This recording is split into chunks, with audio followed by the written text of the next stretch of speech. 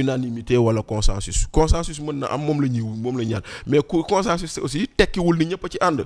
consensus mooy am na lu suñu ànd am na lu suñu àndul kon nag moo tax man ay dialogue ay chaise vide moom man d'accord ma si man. alors pour tëj chapitre boobu aussi assemblée nationale Bachir yenn comportement yi nga xamante ne ñu ngi ko fay gis lu mel ne suñu président assemblée nationale dimbalee di mel ne kuy foo mel ne ku nekk en fait ci tournage série sax dafay nekk loo xam ne peut-être bu caméra yi taxawee da ngay sérieux def li nga xamante ne moom la texte yi waxatuma laa loo xam ne c'est ñu koy présenter comme la deuxième personnalité de notre pays aussi. man la may ñaanal président Diomaye te di ko ñaanal Sénégal yàlla na président Diomaye def mandat ba jeex ba dara du ko wokk luy war a mën tax ñu ne baadoola boobu moo ko war a wuutu loolu moom man lu may ñaanal président Diomaye. amiin waaw yàlla bu am dara lu ko métti lu war a mën tax rek ñuy évoquer des dispositions yu tax ñu ne moo koy remplacer en tout cas Fatou sunu njiit boobu daal xam nga boo nee baadoola nit ñi dañu foog ne da ngaa saaga baadoola veut dire juste pauvre type non baadoola veut dire pauvre type c'est un pauvre type.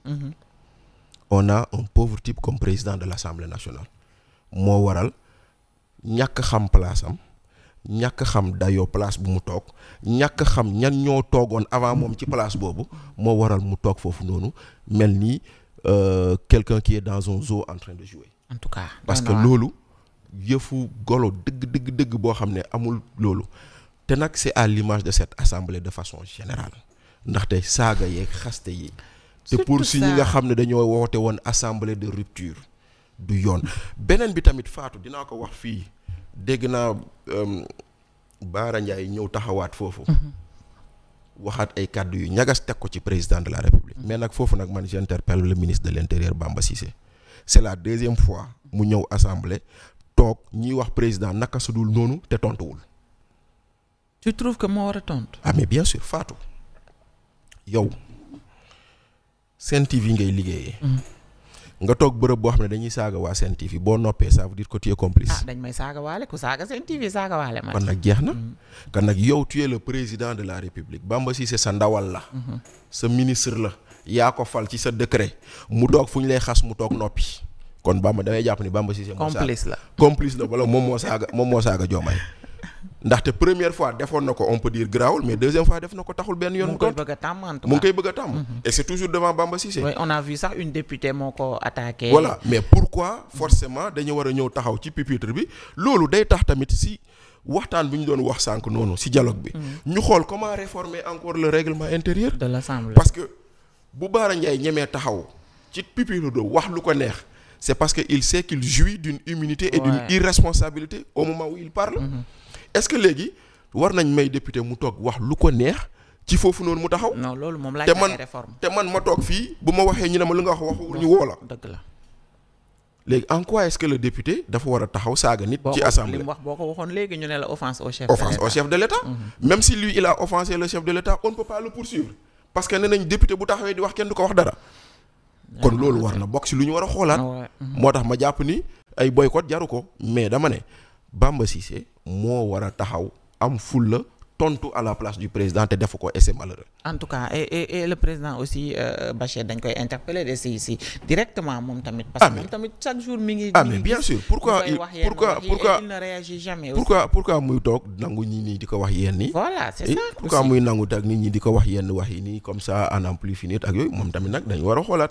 mais du tere nag moom bu deful wàllam loolu beneen affaire la mais quand même tu as tué le gouvernement. le gouvernement et dépend de l'exécutif que dirige le président ñuy xas gouvernement bi nga toog noppi. ñuy xas sa président nga toog noppi. rapidement ñu wax ci les dossiers Pape Malick Ndour et Farba dafa mel ne ndam demul ndam dikkul parce que bu ñu génnee Farba ba pare ni prononcé nañu li nga xamante ne moom mooy mandat de dépôt Pape Malick donte man je pensais que effet immédiat lay doon mais boobu ba tey dem ba tey mu ngi biir këram dafa mel ne est-ce que gars yi ñeme nañu dëgg dossier bi. non xam nga. c'est la question que non xam nga aujourd'hui bon pour mettre quelqu'un en prison c'est une procédure.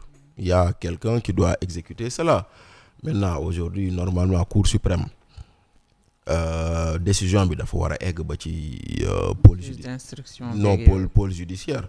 Ci juge d'instruction bu nekk ci pôle judiciaire. Après pôle judiciaire boobu noonu dem def benn délégation à un service de la police wala de la gendarmerie bu boobaa lañ koy convoqué mu ñëw ñu notifier ko mandat de dépôt bi ñu soog ko yóbbu. Voilà donc voilà libérer nit mën na gaaw mais dem tëj nit mën na bañ a gaaw. mais bon lu ci mënti am loolu du débat bi mooy Pape Malick Ndour daj na ak nguur gi lu mburu dajul ci fuur parce que démb dégg naa ko muy wax ni diggante béy nii ak léegi rek juróom-benn yoon wuy ji na ko fii nii ci ay mbir yoo xam ne mooy loolu xëy nañ fii nee nañ ko da nga bëgg a daaneel réew mi atteinte à la sûreté de l'État xaw ma lan ak lan appel à l'insurrection xaw ma lan ak lan xëy nañ fii nii garde à vue nañ ko. ca gendarmerie ñu toog ba ay 11h minuit. ñu libéré ko waaw te loolu yëpp gis nañ ko fi xëy nañ ko fi nee nañ ko yow yaa torturé Pape Abdoulaye Touré convoqué nañ ko ci loolu. donc nag muy noonu te li mu wax démb man xamoon naa ko mais xëy na ñu bëri bàyyi ñu si xel géré na 59 milliards de marché kenn toppeewu ko loolu.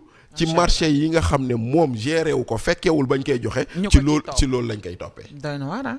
waaw ci marché yi nga xam ne moom géré wu ko ci loolu lañ koy toppee léegi nag moom dégg naa ko mu ne nee naa juge bi vous m'accusez de complicité kañ laa complicité ak yi bu nekk juge bi mënut a tontu xam nga loolu mooy mbir yu doy waar. nga ne parce que rapport yi ñu koy waxal ba muy am moom nekk. waaw ba muy am new fa woon bu fekkente ne léegi nag leneen lu si garaaw moo di nii xam nga dossier Pape Malick Ndour. wala boog coowal Prodac buntu la ci Ousmane Sonko pour woon sénégalais yi ni am naa dëgg te amul dëgg parce que dañuy bëgg a gëmloo ni waxu Prodac moo nekk nii kon lu Sonko waxoon dëgg la Sonko dafa ne woon 29 milliards dañ ko luubal te Mamina Daffé ñu ngi koy toppee 600 millions. Ouais. 29 milliards du 600 millions. 600 millions effectivement. waaw te Mamina Daffé boobu ñu koy toppee loolu luñ ko si toppee moom ak benn fournisseur la. ci 600 millions yooyu ñu leen ci toppee mais du 29 milliards te loolu noonu maintenant loolu ba muy am à quel moment le Pape Malick intervenir si loolu bañ ko siy toppee complicité. léegi finalement ñu ne complicité xaw ma ci 1 milliard xaw ma 2 milliards xaw ma. 2 milliards 700. waaw c'est nee nañu 2 milliards 700 yooyu rapport moo ko génnee mais Fatou xel nangu na ñu def si yow rapport. te yow kenn laaju la woowu la kenn neewu la yow lii ñu wax loo ci xalaat loo ciy tontu. léegi nag un rapport qui a été fait à charge qui n'est pas contradictoire ce rapport là peut-il servir de base pour ñu jàpp ni tëj ko. mais ñoom dañu am problème ak la contradiction. non xam nga foofu la ñuy juumee man gis nga daan naa ko wax te dinaa ko waxaat da ngeen naa tëj Abdou Nguer Modou Fall juddu. ngeen jàpp Modou Fall keneen juddu. gis naa la keroog boobu nga fi invité Bassel.